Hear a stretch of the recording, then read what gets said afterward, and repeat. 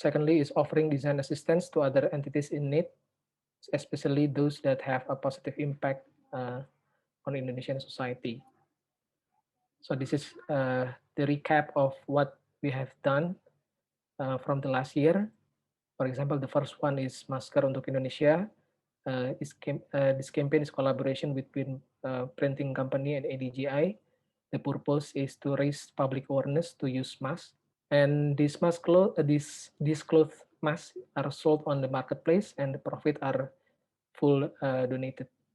And the second one is the design cell. And the third is the campaign Bersama Jaga Indonesia or Save Indonesia Together.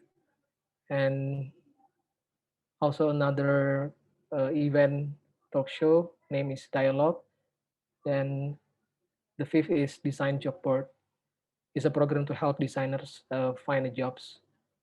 I think this is one of the biggest and heaviest program that we have done from the last year. We try to make a design identity and packaging design for small medium enterprise. The story is in August 2020, the Ministry of Tourism and Creative Economy tried to invite us to discuss uh, how the process of this program should work. So we try to discuss and make the system from the first one until the packaging is produced. This is the name of the program called Bedakan. Bedakan means explore the Indonesian culinary packaging design.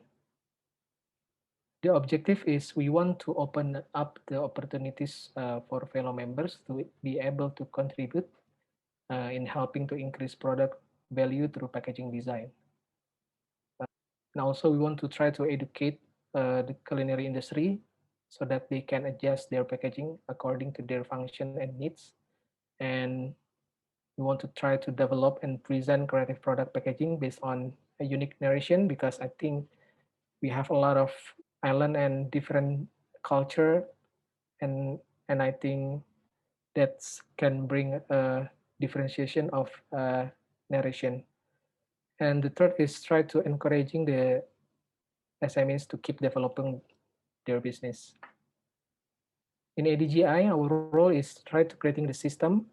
We also being a curator and designer and project supervision and the project manager.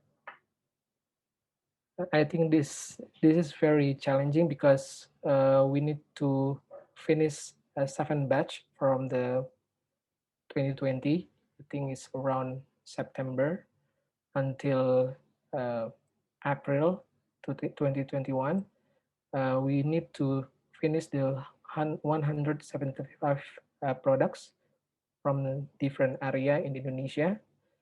And beside that, the other challenge is how we can working with government, and also how we can invite and attract designers that can help us to finish this program. So this is the area. The first batch is in Jakarta, and the second one Bandung, Jogja, Bali, Labuan Bajo, Toba, and Mandalika. And I think the other challenge is because we have a lot of different places, and have a long distance between the designers and business owner.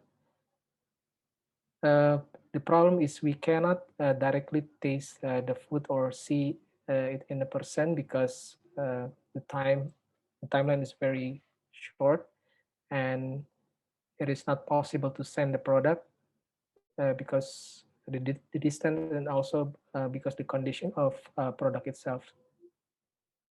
So the team, this is how we collaborate with other organization, and also the government, the ADGI, and there is an Indonesian brand activist, printing company, and also other expert that concern in culinary business. And this is the team. So we try to make three layers of the team. The first one is supervisor, and the second one the project manager, and then 25 designer per batch to support this program. This is some people from many city in Indonesia represent the ADGI members.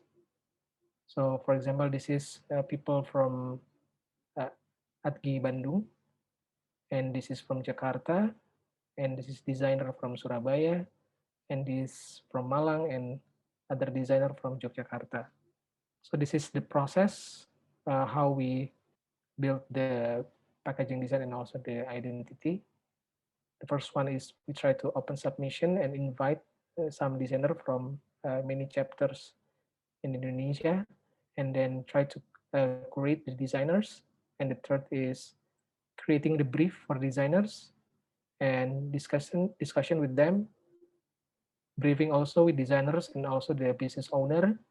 And then the stage one is we held the hybrid event, and the second one is after uh, 1 week from the stage one, we present the first preview of design, and after that, the last presentation in stage three, we try to revise and making the final artwork. This is the ADGI role, and meanwhile, the government uh, have a role that they try to also try to curate the SMEs in Indonesia. So this is the photos of the offline event. This is in Labuan Bajo. If you see, this is Wulan, one of our team in ADGI. Uh, if you can see, Wulan tried to be a representative of ADGI team and also other designer to taste the product and also take a photo of a lot of picture and then send to the designers and also the other team. Meanwhile, the online event, this is some pictures of online event. So every uh, left in every stage one, the hybrid event is means we combine an offline and also an online event because we cannot send all of designer to the place because of the pandemic.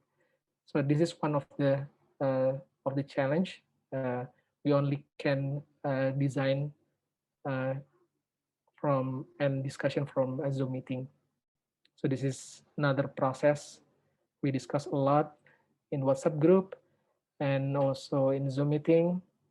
Uh, see the product, the condition of the place, the geographics, and the culture maybe, and uh, try to communicate uh, with the business owner.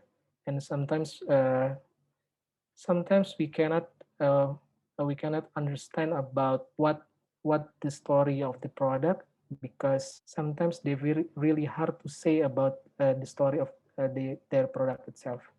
So this is the process of the design. This is done by 7 per 8 or 7 per 8, one of the studio in Jakarta. The product is rendang. The original rendang is came from Padang, so he tried to tell the story about Padang traditional culture. This is the packaging, and this is he tried to uh, develop to other flavor. For example, if there is rendang from chicken and other flavor. This is before and after of the products. And this is other product, same designer for from 7 per 8. And this brand is name is Omah Kangin. Basically is spices from Bali. The name of spices is Bis Genep. This is some other logo, design, illustration, and packaging for other brands. This is recap from other brands also, like madu, coffee, spices from Yogyakarta, and cracker, donut, and other cracker from vegetable. So thank you so much. I think maybe you have some question. Let's talk. Thank you so much, Mickey and everyone. Already asked really nice question. So Techit asks you, does ADGI also take responsibility to find distribution channels for the redesigned products? Yeah. For now, Adgi not have the responsibility, but we try to give the recommendation to the government. For example, how if uh, the product can distribute via marketplace, a famous marketplace in Indonesia. But I think now it's still on process. But some store in Jakarta uh, try to sell some of product that we have done before, and yeah, but still we don't. For now, we don't have any program for distribution. But I hope the next step is kind of the program thing. Yeah. Maybe set up maybe online Yeah. website or Yeah. market EC or yeah. Yeah. But again, can I go to another question? On which platform you use collect and communicate between designers and local enterprise, such as Facebook Only, group, only, only, WhatsApp, only. Yeah. Only from WhatsApp and Zoom WhatsApp, meeting. And Zoom Zoom. meeting. Yeah. Because we have a presentation, first presentation and second presentation. And in the first presentation, we try to present the first preview and get a feedback from the business owner. And after that, uh, around a week, we try to communicate uh, always every day via WhatsApp. And the last presentation, after 2 weeks, we meet at Zoom meeting again, something like that. Yeah, thank you, Regular. Asim, you must be super busy, right, to organize 7 batch. Each batch, you said 20, 30 something? Uh, How many? 25, 25. 25 until 50. Depends on the place of the area. Then you have Yeah, 75 by 7 batches. 7 batches, 175 product. Wow. Yeah, Yeah, it's yeah. I think the amazing. Yeah. hardest, yeah, the hardest part is uh, how to invite the designer that can help us, because not all of designer uh, uh, not all of designer can, I think, want to help or understand about the project. I think, I don't know, maybe some designer may be busy or don't have time or not interested with the payment, I think, something like that, because yeah, yeah, because yeah, the fee is really small. It's like only 3 million rupiah, 3 until 4 million rupiah per packaging design. Yeah, yeah, But you're still giving opportunity to the yeah, designer, right? Because designer, most of the designer lost the job. yeah. Yeah, so, but you are the one like try to Yeah, keep a new opportunity to be able to work, but to be able to sustain working yeah, with local company as well. exactly. Yeah. So yeah, uh, maybe most of the designers came from a small city, Mickey. I think not like, maybe like Bandung or Jogja or Jakarta, maybe only like not 50% of designer, I think, but mostly from other area like Makassar, Malang, Surabaya, uh, Lampung, something like that. Yeah. Yeah. Yeah, okay. But thank you, regular. I assume you, but you should keep us updated. But then you have many projects, so keep us updated. It's a really interesting project. Yeah. Thank you very much, Reggae. So we have to move on Thank to. you, Mickey. Thank you, Reggae. Second one, Fundy Santo. Hi.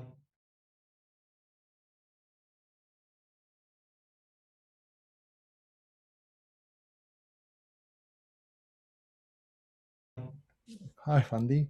Okay. Yeah, can you please share your screen? Yep. Fundy, is that your place? Yes. Limit. Currently, yeah. Cool. Can you see my screen? Yeah, now, yeah. Yes. Okay. Yeah, thank God. Yeah, I will pass it. Yeah, you can start. Okay, I'll start now. Hang on a sec. I'm just gonna move the bar because it's a bit hard to see. Okay. Thank you for having me. I'm Fandi. I'm from Jakarta, Indonesia.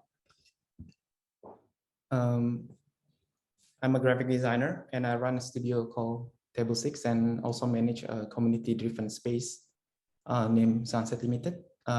Yep. It was first opened back in December 2015 at Kemang Timur, southern part of Jakarta.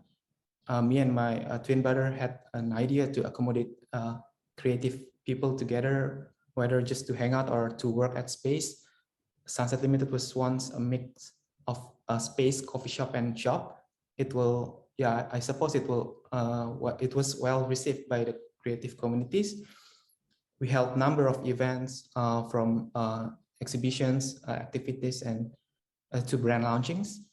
We wanted to make Sunset Limited a default space for the creative communities.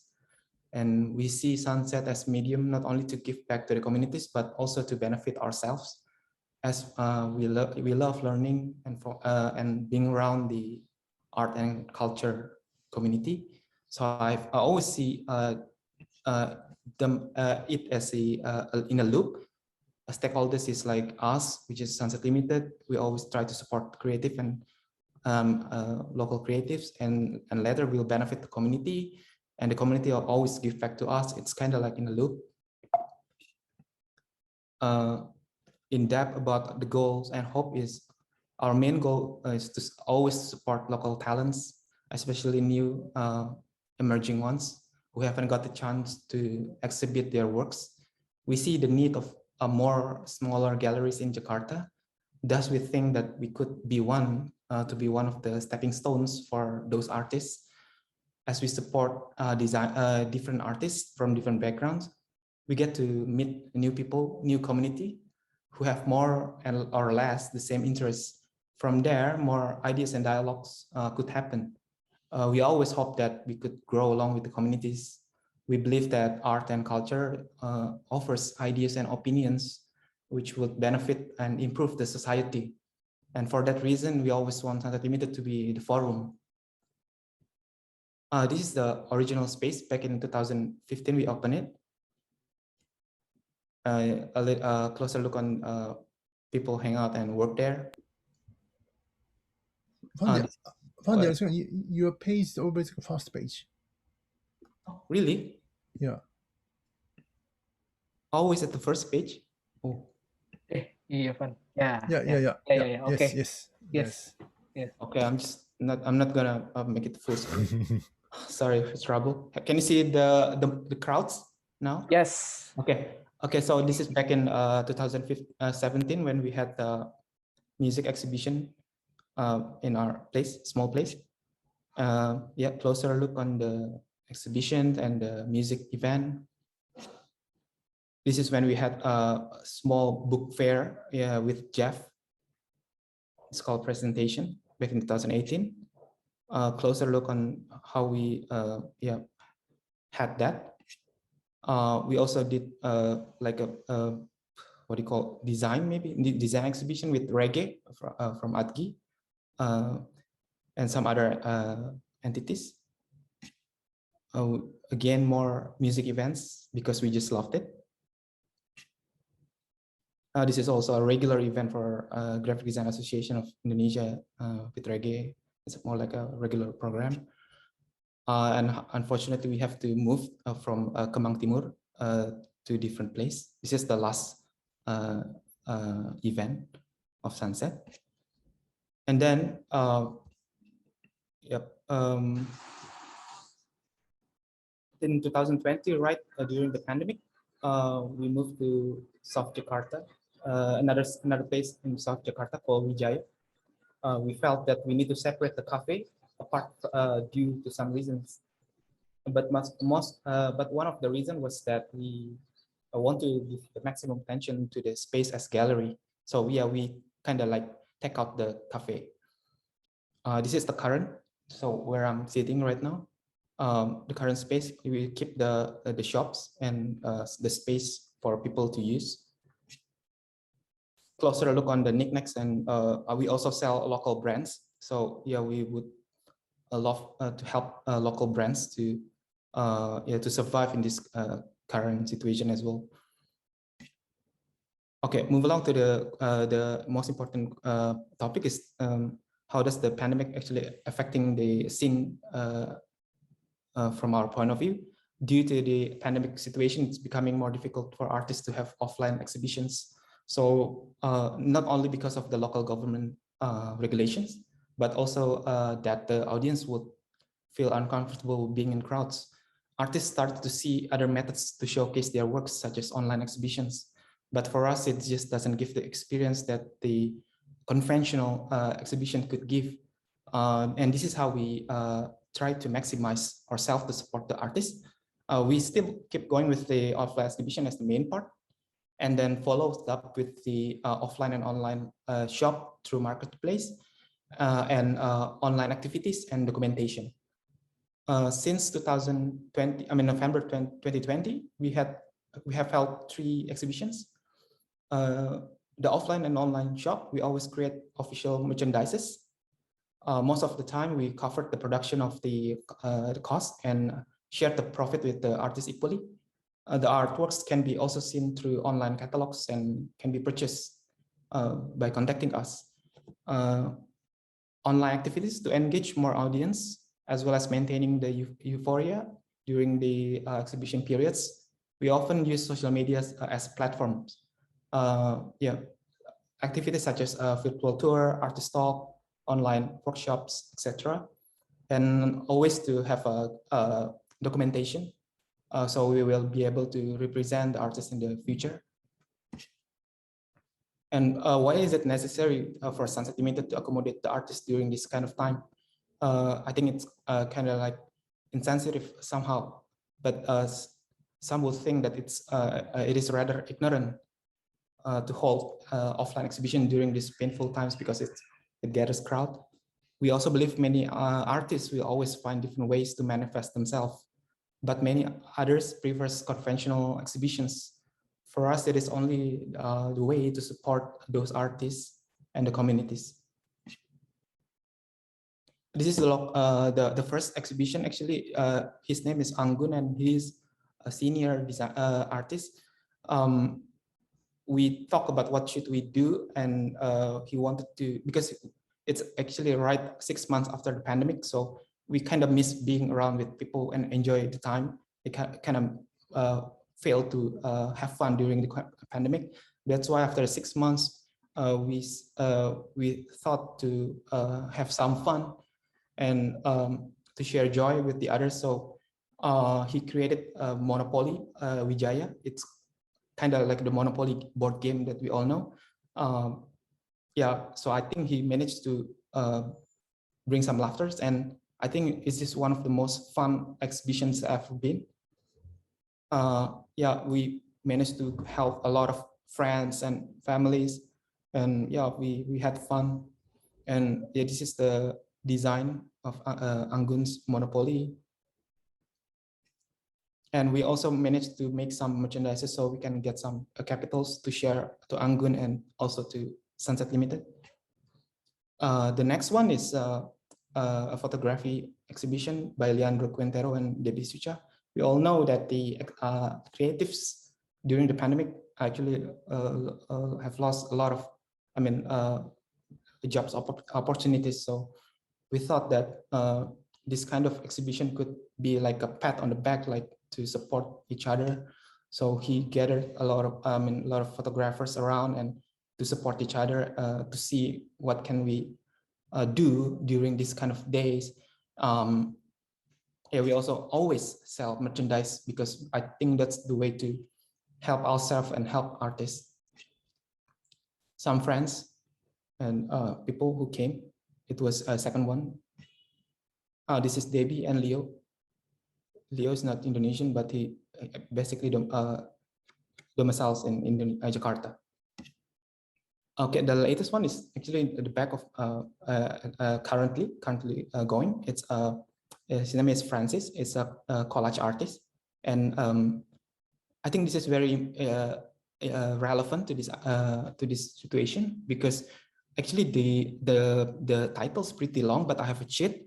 It means laughing out loud, even though anxiety keep haunting from the gap of the teeth. So it means like he tried to have fun during this pandemic, and this is how we have fun doing some collage in the difficult time. This is him, a very funny and nice guy. We became friends, talk every day about toys and etc. This is the family who help. I mean, his friend and everyone who support. It was yeah, it just happened right now. It's just happening. Always merchandise and him doing the online activities because the lockdown, sort of lockdown, sorry, not lockdown, but we basically we cannot open the gallery, so we always use online tools to keep on the euphoria. And lastly, our plans initially and our plans in the current situation. First is to find a better place, of course, to make it bigger and better and have more activities and events and keep broadening our networks locally and internationally.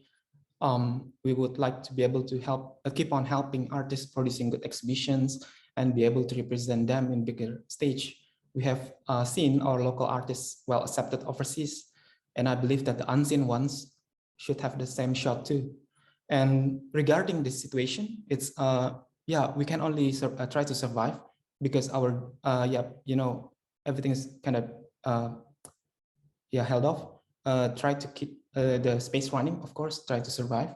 And the second is always to collaborate with surrounding, like coffee shop around or shops around, yeah, hand in hand to keep on going. And the third one is obviously to be more adaptable in this unstable situation in order to support the creatives and communities. Yeah, yeah, that's all. Thank you. Thank you, Fandi. Thank you. Great. Yeah, you. Yeah, amazing. we always just want to be useful, to be helpful. Yeah, with what we have. Yeah. Great. But Techit again, like Techit, he's really good at question. Amazing. Yeah. Yeah, Techit asked like, how can you manage offline exhibition during the pandemic in healthy condition? In healthy condition. COVID-19. Yeah, healthy condition. Yeah. Well, yeah. Not much better. Yeah, due to the COVID spread, do you have any regulation for using the space? Yes. From the government, yeah. During the preparation, of course, it's like conventional, like when we need to see each other, of course, either by online or offline, but we always try to keep ourselves healthy, of course, by checking. But during the exhibition, we try to manage it like you have to reserve, like by one time you need to, I think for the current exhibition, we only open for 3 times a day. And each of the time, only 8 people allowed. Including us is around 10 or 11. It's not a big place, that's why. And yes, that's it. And we always try to sell the artworks online. And surprisingly, during the pandemic, which is sort of the lockdown thing, he managed to solve quite a few, better than the offline time. But you know, this is how he because this is his first exhibition, which is very important, and I want it to be as best as possible.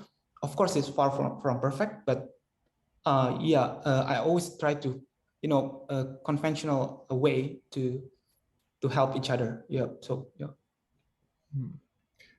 But Pandit, you told me also your government restriction is different by like how serious the COVID pandemic situation is. So that's Yes. why they have come certain level, right? But this time you have been locked down, but you can only enter, only have only do gathering more than certain people or something like this. For the non-essential like us, we apparently art is not so essential here in Jakarta, so we have to close down completely. So if they find out, they will find it. But apparently we just follow the rules. Like we don't open the door. But yes, there's up and down. Like when it's too serious, everything will be somewhat completely restricted. But like times like this, it's very hard, I guess. So very unfortunate for Francis right now. But the second one was open. Like we didn't even have everyone can just come. Yeah. Yeah, it was easy a little bit. Yeah, okay. Yeah. Then so can I move to the next question? Thank you, Techit. But Shiori asked, do you get funded by local government or any other foundation to manage your exhibition or your space? No, that's why it's very hard. I mean, if actually I'm running this place with my partner, which is very hard, to survive. I try to use just my pocket money or something. That's why we try to keep the what do you call the merchandise going, so we can have a better flow and healthy, at least just to pay the rent or whatsoever. So I guess because I luckily I'm a graphic designer, so I have my daily job. So no, Shiori, unfortunately we don't really have any support right now. Obviously we want to, but even we don't have any partners so many. But we try to be very stingy to while using the stuff like electricity and whatsoever. But also, can I ask this is my question. How do you communicate with your customers? Because you have like online shop. You do like offline online. Like how you normally communicate? Which like media do you normally use? I use a lot of Instagram. Thank God, because we started in 2015. That's why I said that a lot of people actually support us in a way by telling everyone that actually Sunsets is having an exhibition whatsoever. That's why I think that's the important part of being in community. We are not really a community. We are like a forum. So I always find it very helpful to be in community. Like Anggun have his video community. Then there's this photographer community, and we met friend with everyone. So it's kind of like spreading organically. And we use just Instagram and just personal, message like, hi, this is Francis is having an exhibition whatsoever. Yeah, so it's very conventional, nothing so magical about it. But yeah, we managed to, I hope we can always survive. Yeah. Financially part is very hard, but the others is not much. So yeah, I really have fun. So yeah. But actually, I met few people in Japan knowing about Sunset Limited. So you are famous now. Oh, thank you. Yeah. I but hope if I you can need support, Sunset if you need, but if you need support, we should do something together. Yeah. Definitely. Anyone can, I mean, just call me. I will do it anyway. I mean, I'm open for any collaboration. I love doing it. The Monday like we can also travel to visit your place. Also, artists also can do exhibition at your place. Anytime, yeah. I mean, anytime. I always try to support and have fun.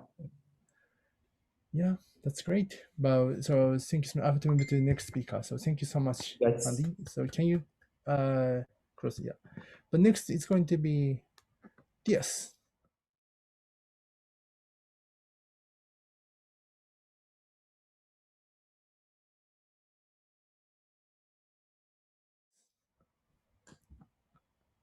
Yes, can you share your screen? Can you presentation on the screen? Hello? Yep. Can you hear me?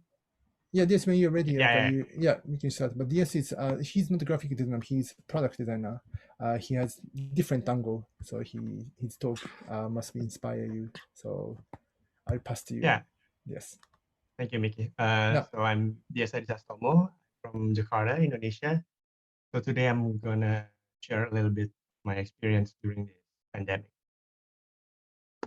Okay, so as we all know, the pandemic has been going on for more than a year, and the pandemic hits us differently, and some things changed and some remains.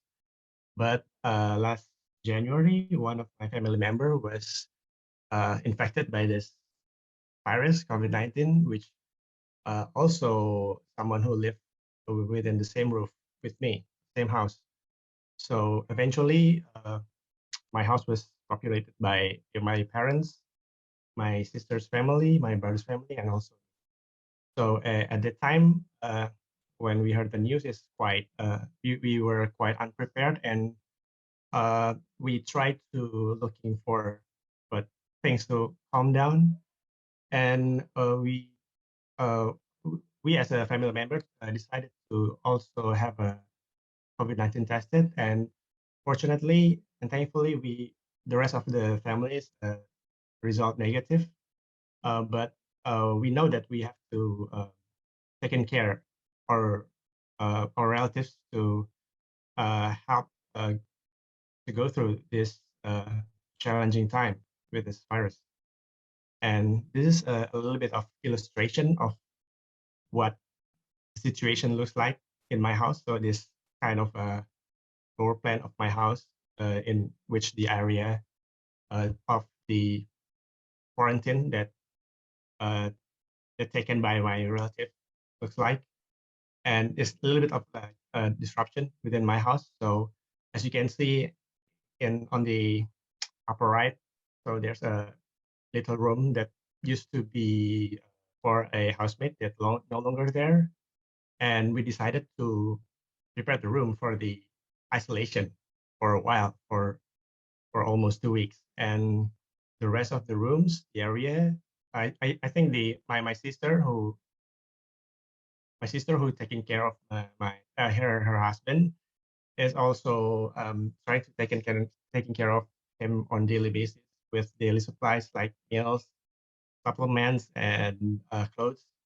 And thankfully, my relative is not at the beginning has some light symptoms, but after 2 or 3 days, there's no symptoms appeared. And I think the hardest part is just have to wait that you become tested negative for the virus, and it takes quite a long time, I guess. And as you can see that during this pandemic, there's some changes on the activity, my activity, and also the rest of the family. Beside the parents, there's also some children that took an online classes because they cannot go uh, to school like before. I see that as something that a little bit disturbing. I mean, uh, it always be fun to go to school to meet your friends, but in this time is I don't know until when, but it's quite hard.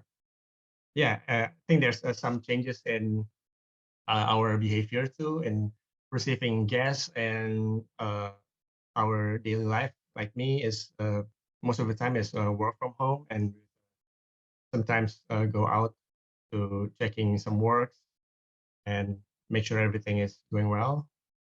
And then there's another illustration of my house that there are many things going on within that period. I mean, within this pandemic, and when my relatives getting isolation from COVID, and like almost 2 weeks, and we decided to install a divider to limit the interaction.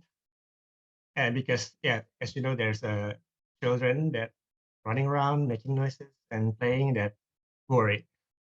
And also my parents is 60+ years old and who are vulnerable for this disease. And Also, there's a frequent use of delivery service like Gojek or Grab to deliver foods and our needs, and also taking care of children for this school from home is quite challenging, especially for my sisters who 24/7 taking care of them. And then, fortunately, we still have room to facilitate self-quarantine or isolation. But many people who live in Jakarta are unable to get proper treatment due to the economic and healthcare condition. And during the pandemic, being able to work and live what we usually do is a luxury. One of the projects I had worked on was a furniture project to support one of my friends, Pandi, like he had presented before, who is in the midst of this pandemic, open and service space that facilitates artists to work. And a little bit into details, so I made a furniture, a set of bench and storage with a combination of counter for his shops. So to be able to for guests to sit around, it was made of plywood, and this one of another angle of the items. It's just a simple, but me and Pandi, quite interesting discussion of how this product gonna look and how it fit into this place. And this is another view of how these things organized. And this is the counter for the transaction. So basically, there's a simple product that I want to put my effort to eventually support this local community during this pandemic. And as a product designer, I think I work. I was familiar with wood, something that quite intense. So, but there's no denying that this pandemic has given rise to high level of stress, like I experienced, like during the pandemics and when my relatives got COVID-19, and especially those who live in urban environment, and make something as simple as choosing natural materials becoming important thing. I did a little research. I think I stumbled upon a research that done by Chiba University in Japan that simple a plank of wood, it is have a impact to our body, which in these cases they try to use the wood that I was encountered when in Nara. It's a tugi cedar wood. So they tested that how by placing our hands upon the wood surfaces or our feet on the wood surfaces can stimulate our brain to get more relaxed. So I think there's a certain connection between natural material and how we interact with them.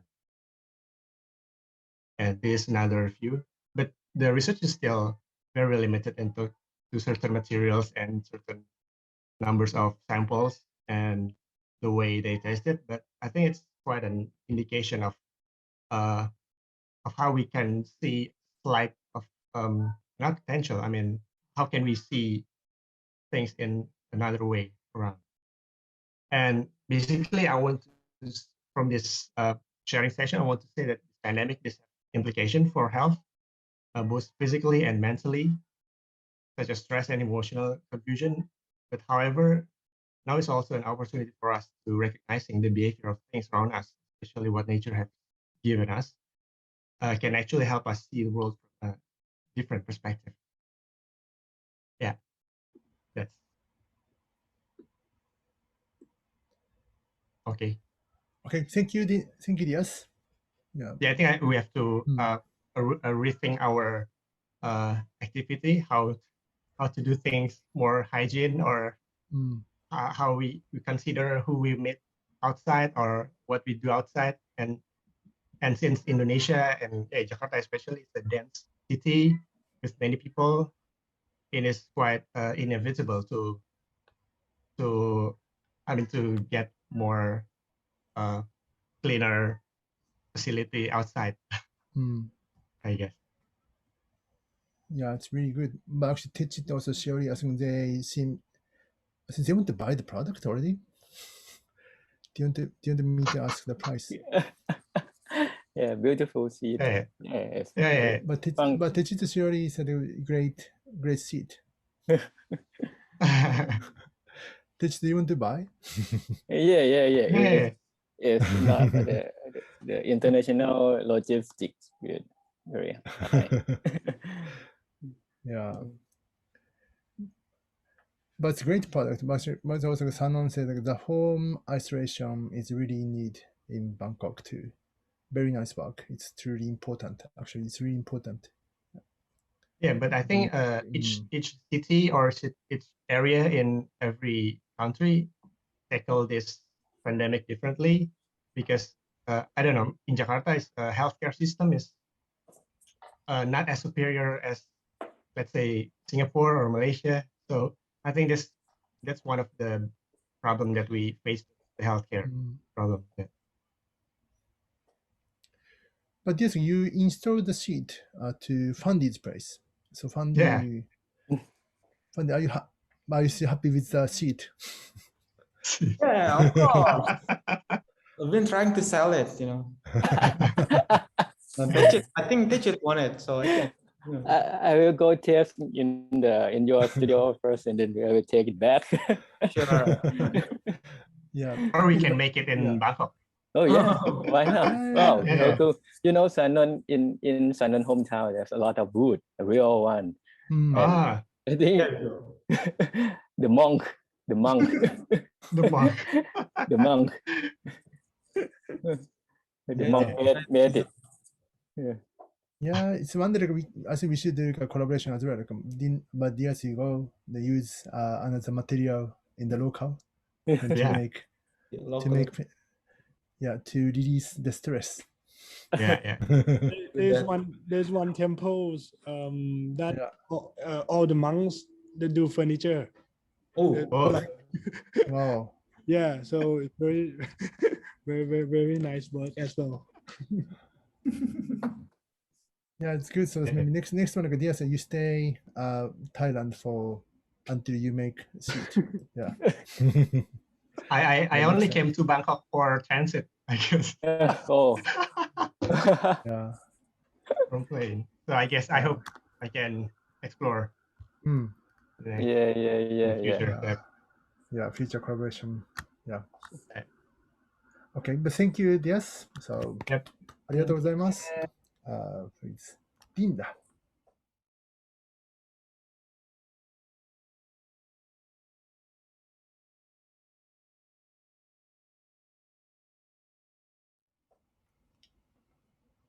Sure. Hi, Linda. Yeah. Hi. So, hello everyone. Let me set up my. Okay. Can you see my screen? Yes. Yeah. Now you can start. Okay. So, hello everyone. I think thank you foremost for Door to Asia and also Toyota Foundation, I guess, for hosting this event. It's an honor to be invited again.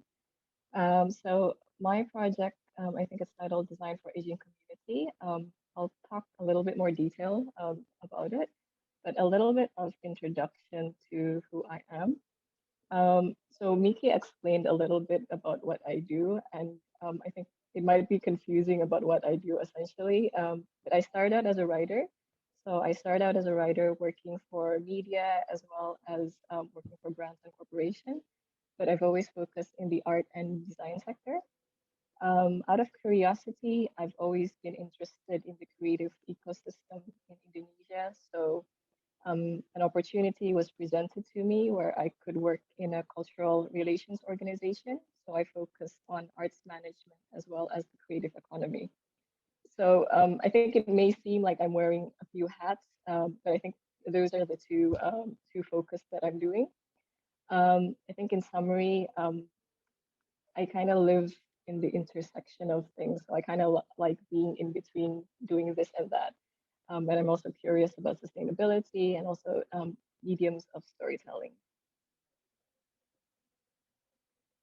So a little bit about where I work at the moment. Last year during the pandemic, I joined a new organization. So it's called CAS Foundation. So CAS Foundation stands for Culture, Arts, Science, and Technology. So essentially, it highlights the intersection of those four fields. And what CAS Foundation does, they work together with different stakeholders like governments, organizations, as well as communities to kind of highlight and see future solutions and also see what they can do with the current problems in the world. So when I joined in April, I think April last year, that's I think a month to after when COVID first reached Indonesia. So March is when COVID happened in Indonesia, and then April I joined this new organization. So essentially, there was like two things that happened in my organization. We were also trying to find out what solutions or how can we facilitate this problem that was going on in Jakarta and also in Indonesia. So there was two programs that was introduced. One program, it's called CAS Tanggap COVID, which translates as CAS responding to COVID. So when COVID-19 happened, I think it's almost the same as everywhere in the world. We were in a state of panic. The hospital was collapsing. Our public health was collapsing. So there was a lot of shortages on protective and medical equipment. So it was difficult for hospitals and individuals to find this in the market. So what was really interesting, and I think it's also happening everywhere in the world, since we were acquainted with a lot of maker spaces, people who had access to 3D printing, people who had access to different tools to create things, we started being in touch with them, and then we found out they were making their own masks, they were making their own ventilators, they were making their protective equipments, and also even like disinfectant chamber. So essentially we became like a platform to connect all these maker space and see like if you needed a mask, where could you go at that time? Where can you make a ventilator? Which maker space can you go? So that's one project that was focused upon last year. The other one is a project that is translated to English as Hack from Home. In Indonesian, is Retas dari Rumah. So essentially, it's like an online hackathon or a design challenge. So this is inviting people from different backgrounds and different industries to kind of answer to a design challenge. How can they solve the problems of COVID-19, but having a hardware solution? So not necessarily concept, but like something that we can see tangible. So it was divided into different kind of backgrounds. So you could answer to a hack in your community. You can do a free challenge. You can answer to a hack to medical tools, household goods, and also a hack to the problems within the environment. So we got a lot of interesting responses and a lot of interesting ideas here. But I think for the purpose of this presentation, I'm not going too much detail into it. But if you're interested, you can go to the Instagram at casfoundation.id, and that's where we share the ideas that was presented. So I'll move on to the next slide. On a personal level, I think the work that I was doing during COVID-19 answered to a lot of curiosity that I had on my own. I think throughout my life, I've been moving in and out, like living with my parents, and then moving out, and then coming back, trying to support my parents as well. So there was a lot of questions on how do you actually support or how do you encourage people who are aging? So I've always had that in the back of my mind. So an opportunity came when I was learning a little bit about design thinking processes, and so I decided to focus a little bit on doing a mini research on how do you design for people who are 70 years old and above, and highlighting the fact that how do you design for people at that age during COVID-19? So just a little note, this is sort of a mini research in the sense that my sample size was small. And I think I'm still working on the design solution for this. So move on. So when I did this research, I was bringing up a few of my own assumptions of people within this age group, and I came up with a few ideas about how or what are the behaviors of people within this age group. So a few things that I came up with is information distribution. I noticed usually information is received through familiar platforms like WhatsApp, through friends, family, TV channels, sometimes the internet, but I don't feel it's highly advanced. There was also another assumptions that I felt we currently are sort of glorifying millennials. I'm a millennial, but at the same time, I feel like in the media we're constantly talking about millennials and Generation Z, and then aging is seen negatively. And then there's assumptions of like cultural norms. Is it? I'm not sure if it's more of an Asian thing, but is it an expectation for the parents for children to take care of them, um, or is it something else? And then a few other assumptions that I wanted to explore was maybe this age group has limited access to people of the same interests within the same age group. And I kind of see maybe they have difficult trusting technology. And also maybe they also have like lack of a challenge to everyday routine. So these are a few of the assumptions that I came up with. So I continued on sort of doing like an online and offline observation, trying to understand a little bit how does like people within this age group, how do they operate and where are they communicating in? So I went to three platforms. It was Instagram, Facebook, and YouTube. And I was just observing and trying to analyze this, if these people are actually around the age group of 70 to 80 or like 60 above. And then I was noticing there was a famous chef in Indonesia. He's a food ambassador, William Wong. So he's quite active in his Instagram. There was also um, a writer. He's already passed away right now. He's like a poet and a writer. He's also quite active on his Instagram, and he has images of like books and the things he likes. But also he's also surrounded by family. And then I noticed Facebook. I think this is where my stalking skills came in. I was like looking at my parents' Facebook friends, and I also noticed that I think their friends. You see a lot of pictures of them being surrounded by family. That's foremost, and also I think their interest, their passion is actually seen more in their pictures. Like they had a passion of doing golf, they had a hobby of like plants and so on and so forth. I think that was seen more on their Facebook page. And also I went to YouTube. It was a church service that I saw. And again, you see like images of people, older people being surrounded by family and friends. So that was my online observation. I did continue on doing like a little bit of an offline observation and trying to pinpoint like people who are 70, maybe walking around in the neighborhood or around. I had to be very careful because this happened last year. So I tried to maintain distance. These were the key findings. I was talking to a go-kart driver at that time. He was like 70 years old, but he was still driving a car. There was a man in a supermarket, which I think is around 70 because he had an appearance that was similar to my dad. And a man going to the mosque, because I think it's very common in Indonesia. If you're a Muslim on Friday, you go to the mosque, and I think it was limited. The number of people that can go there was limited. But yeah, I saw a lot of men going to the mosque on Friday. And then in the traditional market, I saw a lot of old age people actually selling in the traditional market. I paid a little bit more attention to the man in the supermarket, kind of like followed him a little bit.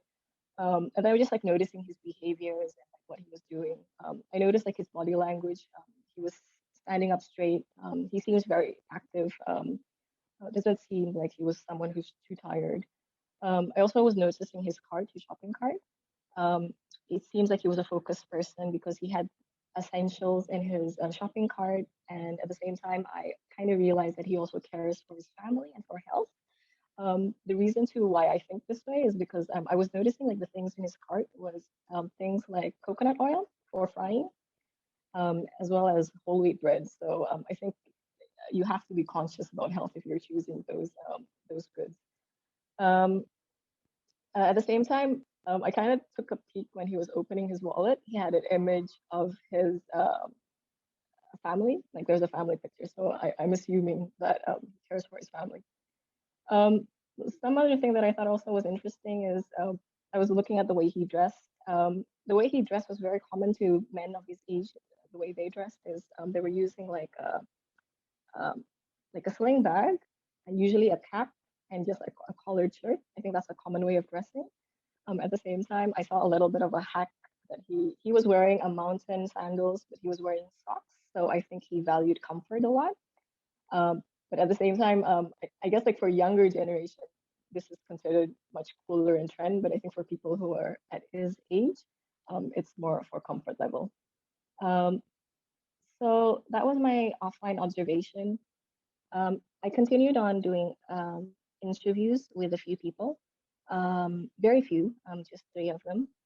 This happened to be my parents' friends as well, and I had to be very careful when I visited their house and also kind of maintain distance and also health protocols. But this is quite interesting. When I did the interview, my main question was to ask what they do, what are their activities, and how has like COVID affected their day to day. So she's a home cook. She's 83 years old and she's still quite active. She sells food. I think what was quite interesting with her, she does it very manually. So when I was visiting her house, if you see a picture here, it's actually a picture of her gate. And the way she sells her food is actually she puts up the menu on her gate. And that's how she expects when people pass by, like you can buy food from her. This is the food that she's selling. At the same time, she's not using a smartphone, so she's using an old phone. So she calls her friends and kind of pushes them to buy their food, her food, like on a daily basis. So she does it very manually. And here are the other pictures of the things that she has at her home. She was like very much into art because I think of her husband's background. And then she was concerned about health as well, and just a few things about food and cooking at her home. But the quote that I got out of her that was interesting is she was saying that she doesn't know how to put her business online because her children don't live with her anymore and they don't have time to support her. So she makes her orders by phone call. So if I continue on my second source of interview, I interviewed her husband as well. So he lives in the same house. He's a retired civil servant. He's 88 years old. I was just asking about his day to day, and I think his day to day is quite routine.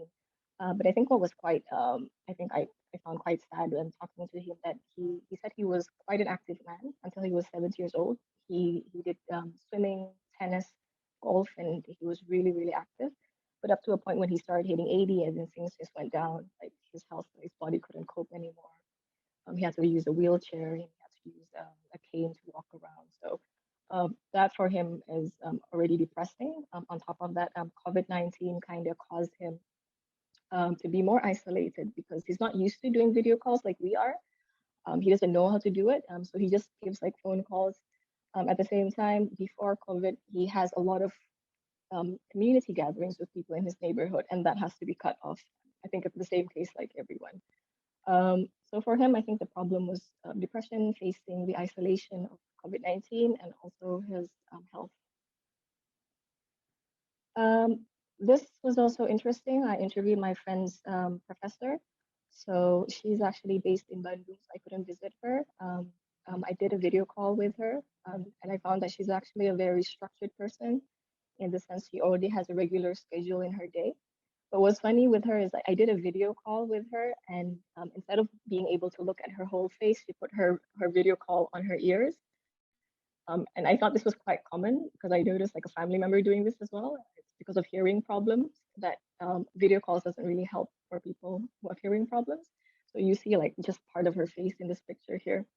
But here also, I think what was interesting is she already kind of knew who she was. She's a teacher. She teaches in the morning, and she asks her niece, grandchildren, to help her set up her Zoom. And then from 3 p.m. onwards, she focuses on doing spiritual like reading. So she's focused more on religion matters after. So she kind of knows her focus at this point. I also continued on a little bit to do sort of like empath journey, trying to understand if I was like 70 years old and if I had these deficiencies and limitations, how would I react? What would I feel? And I think it was quite interesting. And using a cane, I was walking around the neighborhood at that time. I realized I was moving slower. But the good thing and the lessons that I learned was I noticed things more as opposed to walking really fast as I used to. But the bad point is the environment is not accommodating for people who uses wheelchair or uses a cane. The other two things is I tried doing a video call with my sister, but putting the audio really small. And the feelings that came up was like a feeling of misunderstood. So I kind of thought that video calls help seeing but not hearing. And then I tried to register things online, and I kind of realized it was more of a hassle because verification codes takes time, and I think for older people it's more of a hassle.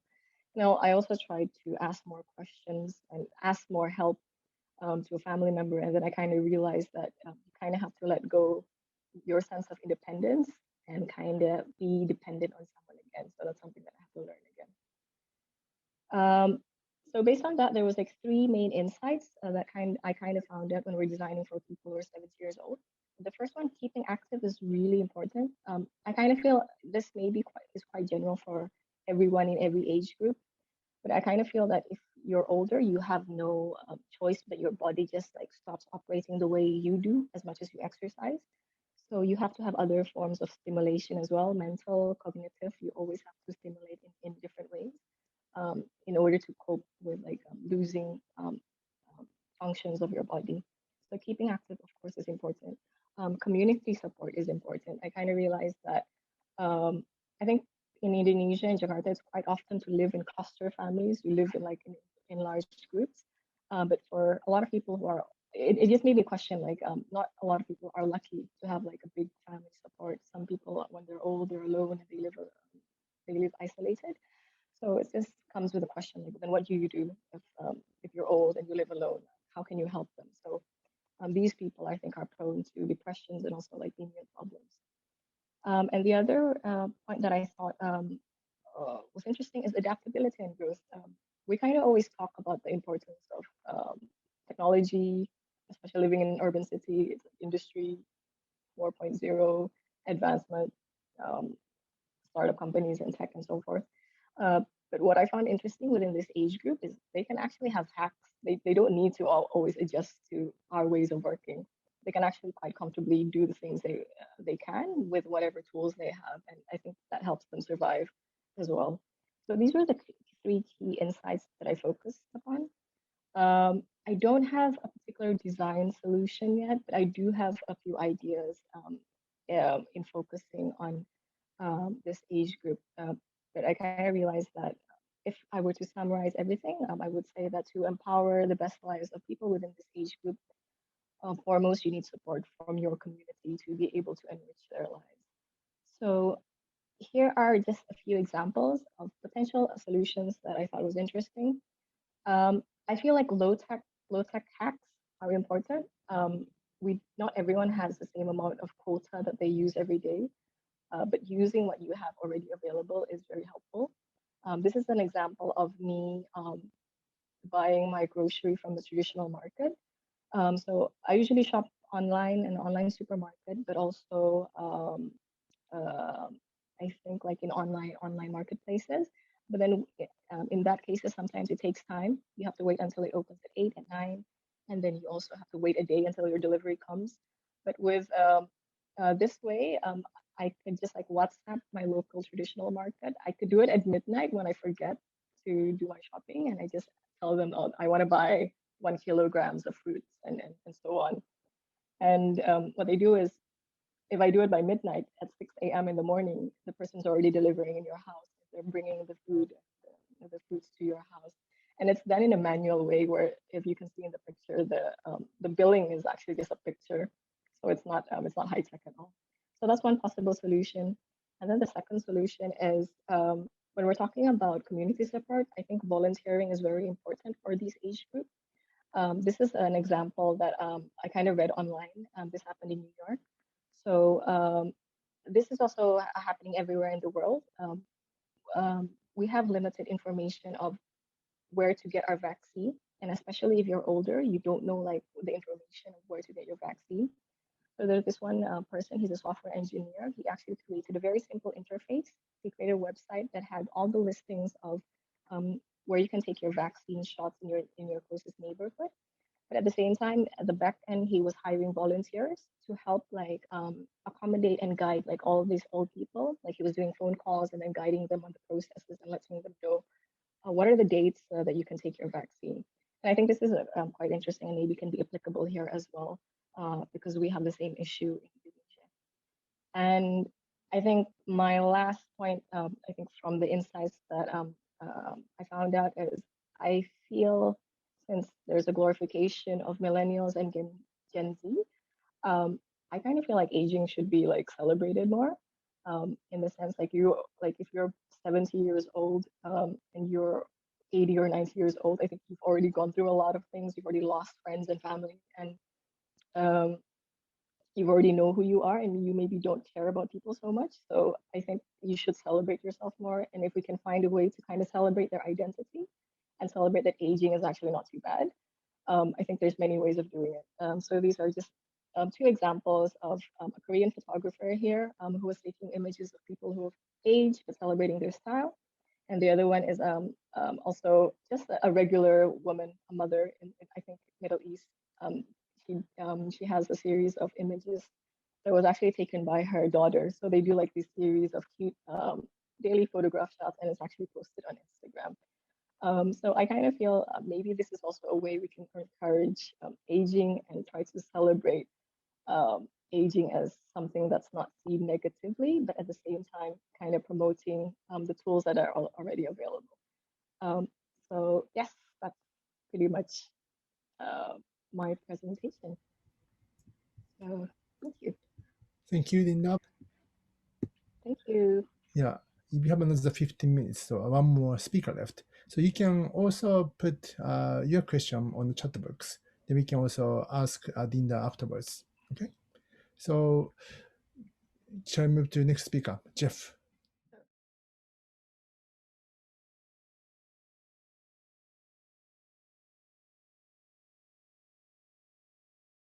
Yeah. Okay, let's try sharing screen.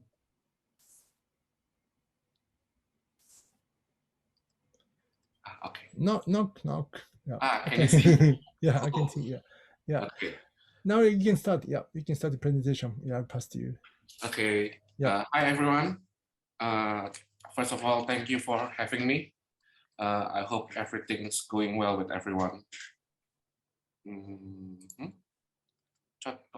Okay. First one is the theme of the presentation today is what a role of design during COVID pandemic. As DTA, we would like to focus more on micro cases, your personal one. So this is my personal case or issue with COVID-19 in Indonesia especially, and actually what I would like to work on since I'm overly paranoid about this. So first thing first, a few disclaimer, especially after Dinda presentation, that I'm not a health professional. I'm not an expert on global pandemic or medical stuff.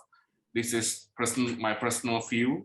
So I will sound like a privileged idiot and with a lot of assumption and out of touch and also totally oversimplifying this pandemic as well. So sorry about that first. Also, if you haven't watched Loki, there will be a little spoiler, sorry.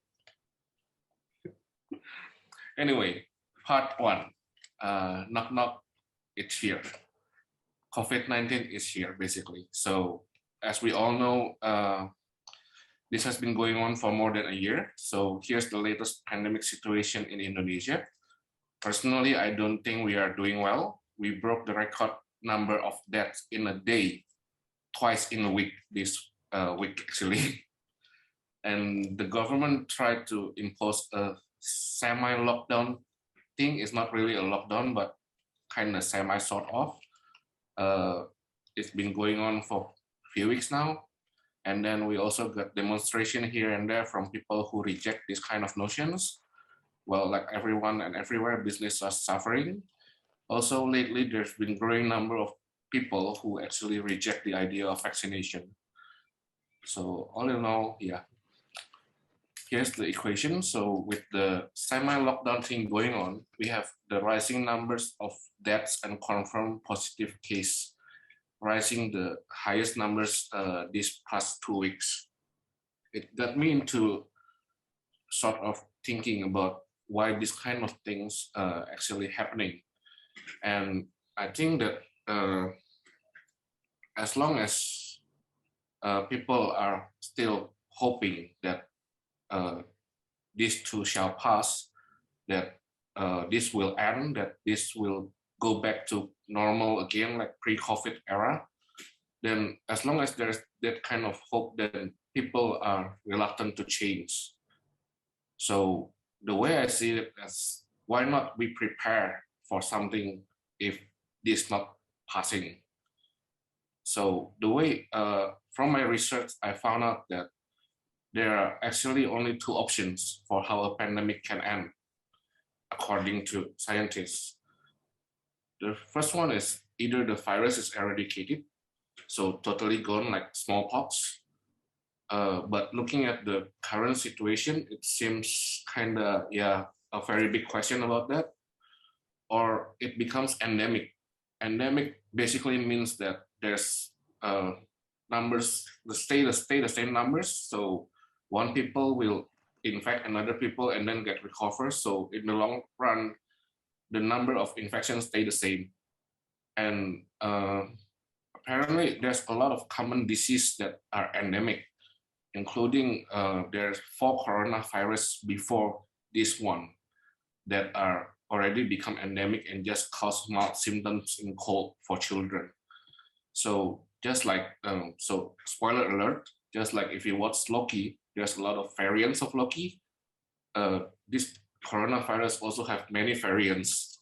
And lately we also encountered keep new variants like the Delta variants, and then there's a Delta plus variants.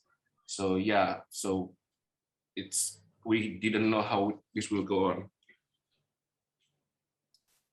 So part 2 is it's here to stay. So if we have to accept the notion that COVID-19 is here to stay, if we accept that notion, then we know that we can start redesigning our lives around this notion, that we can start redesigning. We can, you know that like Fandis mentioned, like online exhibition, and then this past year, like a lot of way, our lives personally and professionally changed a lot because of this pandemic. So we have to adapt. So eventually we need to start a new culture, develop a new culture for this to live together harmoniously in this post-COVID-19 world. So how do we start a new culture? The way I see it, the way I feel personally is we can always start think small. And instead of thinking to save the world, we can start small. We can start by ourselves, our surroundings. And I think this is very familiar for most of you who are designers as well. Like we can look at it, imagine looking at it like a company of people, like a company or organization that we have to do the branding, a new branding or rebranding of a project, that the company needs to instill a new culture, how it can change the old culture, change the old habits. I think the way I see it is from design point of view is like that. And from my findings that what usually causes failure in culture change in a company is they fail to change the human habits. Even if the strategy is right, even if the budget is right and everything, if they fail to change the human element of it, then the culture change doesn't happen. So I found out that there's a research that suggests that there need to be 3 types of activities to happen for organizational or individual change to success. The first one is priorities. The people, the human inside the organizations need to understand that there is a new priorities that are more important right now. And also these priorities needs to have easily recallable, so easy to remember. It has to be desirable and also feasible. So with these 3 things intact, then people are willingly more willingly to accept these new priorities. So I think we can say that if this new priorities is adapting to a post-COVID world and then surviving, then is it recallable? Yes, it's very easy to remember because we're going through it every day. Desirable, obviously, everyone wants to survive. Feasible, yes, very easy. We can wear a mask, keep a distance, wash your hands, and then get a vaccine, and more with the health protocol things. And then the second one is we need to start building a new habits, the habits that will support the priorities. Well, again, habits like washing hands, wear a mask, social distancing. And the third step is to have a support system, a system that supports to keep the habits and the priorities alive. Can give you an example that if, for example, a very simple one is you can get people to want to be healthier, which is the priorities. But to do so, they have to actually go and exercise, which is a new habit. They need to develop this habit. But those habits will be much easier if they have gym membership or they can schedule it in their calendars. So the gym and the calendars is the support system for the habit and the priority. So that takes me back to the first question of today's presentation. What a role of design during COVID pandemic? For me personally, I think the role of design is to create a support system, a system that supports the change towards the post-COVID world. And here I want to share something that I've been thinking and, well, not really working, but I've been thinking about this for a while and I want to share it with you guys. Something like a post-COVID-19 initiative where we can do stuff like making a keep distance t-shirt. So I actually lost count of how many times I have to tell people to not stand too close to me while queuing in a supermarket. Till today, people still stand too close to each other while queuing. And I think if we have this kind of tools, that it will reduce the need to communicate, thus reducing interaction, also reducing the risk that you infect or getting infection. And then I know that some places in Jakarta implement floor stickers for the distancing, but from my own experience, few pay attention to the floor because they are wearing masks or face shield, so they don't really see the floor. And if this is possible, I also think that if this kind of thing can be solved, that we will donate the amount to charity to help the health and medical workers in Indonesia. So this is just a sample of design that I try to make. Just a simple t-shirt with a simple caution message. I try to do all the language from Door to Asia member. So please pardon my Google Translate if it's wrong.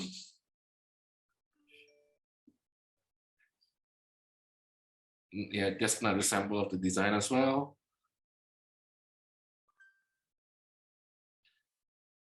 The second thing that I'm interested to sharing is that I was thinking about a soap dispenser with a 20 seconds timer. I think we all know that the gold standard right now is we have to wash our hand for minimum of 20 seconds. And the CDC websites actually tell you that you can hum happy birthday song twice to wash your hand for 20 seconds. It's been more than a year, so I lost count of how many happy birthday songs I have hummed per day. So either I need a new song, I need a new way of a reminder. That's why I think of this reminder stickers, because there is no soap dispenser with a timer for 20 seconds yet. So how about make it a cheaper and easier alternative for it? Let's put a stickers in public restroom or public washroom. So to remind people to wash their hands for 20 seconds. It's a very trivial things, but this is something that I still need to tell people, my family until today, that they have to wash their hands for 20 seconds. So to sum it up, then we need to in order to start the culture, then we need to understand that there is a new priorities, and then we need to develop new habits, and then for design and to system a supporting system to help this all to come together. It actually sounds very simple, but I don't think it will be that simple. It will be very hard. It will be not easy. But based on my own personal experience, I feel that we as human beings have done this so many times before. I can show you an example from my own personal experience that, like say seatbelt in cars, that in Jakarta, we only really start using one in 2003 or 2004. Before that, it's okay if you don't wear a seatbelt. But nowadays, people are using a seatbelt already. This one is very recent. So last year, the Jakarta government suddenly start imposing a stricter rule for single-use plastic bag. At the start, there is chaos in everywhere because people just don't have plastic bag or don't bring reusable bag. But nowadays, everywhere you go, people start bringing their own reusable bag, and then, or they can choose to buy outside. So this is something that happened in less than a year. A big changes, I think, but people adapt to it quite quickly. So I think if there's a support system, then changes can be done quite quickly as well. Because here we like to define culture as a shared everyday habits. So let's start and share this new habit together. Thank you. I think that's all. Thank you so much, Jeff. Thank you. Yeah, it's great suggestion. Yeah, but also it's nice to bring like your design idea into like a pandemic situation. Yeah, it's yes, like it's start from small, also making support system, then make it habit. That's really that's really like a basic approach like for design thinking. But actually, we can do like in the same way. Yeah, it's quite basic. Yeah, but it's many time, but it's become a habit. Yeah, it's really great. Thank you, Jeff. Thank you. Yeah. Stop sharing. Yeah, maybe like you can sell the t-shirts at Sunset Limited first. Only if Funny want it. Yeah, of course. Of course. Yeah, so then we need all languages, so that's why we can sell. You can sell internationally. Yeah, I need help from everyone to translate because Google, I'm not sure it's right or not. It's correct. Like in Thai language, it's quite correct. It's correct. Ah, cool. Yeah. Just a few of the position of alphabet is maybe messed up, but we can read it. Okay. I think translation. It's very interesting idea that I thought that we can start from maybe Indonesian or English language, and we can share on the Google Doc, like of Google Sheet, and let people like in different like nation, different language can type or can like translate by their own, and then they can bring up to print out. But it's an open source. Yeah, open source. Yeah, it's good. Hi, I'm Dan. Hello. Dan. Hello. Thank you for all your presentations. I'm sorry I missed some, but it was interesting about what Fandy. I was able to see the part of Fandy's presentation. I wasn't able to ask Diaz. I mean, how they were able to plan with his family. But you can answer it later, Diaz. How you were able to all have everybody plan the space together and agree on the choreography of how people will move around the house. And for Dinda, actually, it was very thoughtful for me because I took care of my dad during the pandemic. And it's really difficult for parents to navigate through, this situation, even like the banking thing. But they're so good at Zoom already and all that. And thank you for sharing your thoughts, Jeff. So that's it. Thank you, Dan. Thank you for your presentation. Yeah. So next, Kato-san. Kato G. Hi everyone. Thank you for all. It's a very great story, and I'm very interesting. And this time I can hear 5 presentation. It's a really very, very good presentation.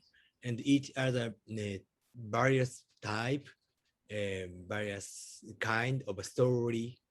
I can imagine very clearly about your life. Thanks so much. Thank you. Then also Kato-san also, we are elder age, so then that information must be really useful. Yes, yes, yes. Yeah, thank you, Linda. Yeah, most impression is a Dean. Thank you, Linda. So next, can I go? Sorry, nice to meet you, Mona. Mona. Hi, hello. I'm so sorry because I actually just arrived at the last presentation and I really wish I got to see everyone's. But hi, everyone. I'm Mona from the Philippines. Was invited by Mark from Happy Garaje since I'm working on a design project with him. So yeah, I wish I arrived a little bit earlier, but it's so nice to see all the really, even if it was the tail end, it was already super compelling, and I'm excited to see more collaborations with Door to Asia. So yeah, that's it. Yeah, thank you so much, Mona. Yeah, but we are trying to put the video on the YouTube. So Mark is going to tell you the link. Yes, looking forward to it. Thank you. Yeah. Thank you. Mickey. Yeah. Mona is manager of the fabrication lab in Cebu City. So they made all similar to Dinda's project. They made PPEs last year and stuff. That's interesting. Maybe next time we can see Mona for DTA Cebu. Maybe, yeah. But thank you for again inviting Mona. Thank you. Can you please say hi if you're okay? Hi. So hi. Yes, I am just an intern in Happy Garage. And Sir Mark invited me as well. Yeah, thank you for joining. Yeah, thank you so much. But which talker you get inspired? I'm really inspired by everyone because you guys are doing such great things to your communities, especially that good design really helps different communities, and we should also focus on that. And I hope in the future we'll be able to do more for our communities and for the people. Yeah. Hello. Okay. Hello, Dan. Yeah. Sorry. But thank you, Vanessa. Honey did from Whiteboard Journal. But thank you for joining. Yeah. Hi everyone. Hello. Hi everyone. Thank you for inviting me. So, well, I'm the editorial intern from Whiteboard Journal. So I'm very blessed and very thank you for the various perspectives on design and how people cope with the COVID pandemic, especially from the design perspective. So yeah, I feel blessed and very thank you for this opportunity. Yeah, thank you so much. The Honey did, yeah. But Honey did, can you also write about this event on Whiteboard Journal? Yes, I will. Yes, I will write the article. Yeah. In Japanese? No, joking. Oh. But in Indonesian, right? Indonesian, yeah, Indonesian. Yeah. Are you going to publish also English as well? I'm not quite sure yet, but I will talk with my managing editor about that. But it might be nicer maybe if you also can see English, also we can also share also the story to other countries as well. Okay. I'll talk to my managing editor about that. Yeah. But if you need anything, I will send a presentation also. So you must know each other, so ask. But Mark and Joanna, I think you joined the event from the beginning. Yeah. We joined from the beginning. We were here. Yeah. Which one you got inspired? I think but you have to say everything, but then especially which one. Everything. I had a few questions. Like I really like how I saw like how the family structure in Indonesia is quite similar to ours. It's like extended family, like Diaz was talking about his home, and it's very similar to the way we live. And Dinda was also talking about how elderly people. It's interesting because maybe we're also very, so there is that concept of extended family, which is very Asian, I guess, but also a lot of us are very Western in thinking because, you know, of the American influence when we were an American colony before. So there is also that thing before pandemic where people were saying you should not live with your parents anymore, or your parents should not live with you, or you should, you know, start your own life. And this just very different values, and I cannot say one is wrong or one is right. But during the pandemic, I got to appreciate like that it's okay to be in one household, because it's sort of like it's better than being, I guess, alone in like isolation. So yeah, those kinds of things I kind of appreciate in like during COVID times, and I was quite happy also, like some of the things that Dinda was saying. She was following around these people and observing their behavior. I found very interesting. Uh, and then for Jeff, yeah, I love your insights. Like we both were talking about it, and your insights very funny and but very true, right? Like very simple, but kind of really very difficult to do. But you know, I like that, thinking design as a system and stuff like that. Um, Fundy, like we like wow, like to just continue working in pandemic. It's amazing. Reggae, I actually have many questions for Reggae. Maybe I will talk to him offline, because right now we are not very organized in Cebu City. So we don't actually have a designers association.